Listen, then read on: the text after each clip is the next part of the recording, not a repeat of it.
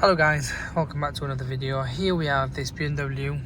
It's a manual, and what's happened here, if you put it into gear, which it goes in, and my foot can be released. However, let me just turn the lights on.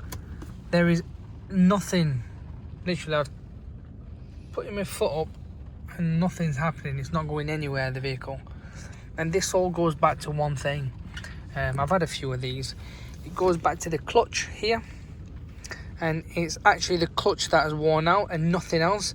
And luckily on the diagnostic machine it does bring it and confirm it is actually the clutch, which in this case all you need to do is change the clutch. Some vehicles will have engine management light on as well. For this one it doesn't, it's not come up as of yet, but all I would say is change the clutch and then just do a full scan and clear. Done. These will be intermittent afterwards because there's a little sensor on there that says it's basically like pad sensor. So the pad sensor gets too close, touches, and it says, look, I'm worn out. And the same again with this. There's a little sensor on there, it's touching.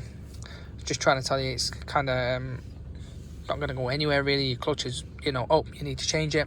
As I said, engine management light will be on, so you just need to like change the clutch and reset it as well. Just make sure you get the same part number for the same vehicle. Given the reg or the VIN chassis is the best option in this case, and that should really cure it.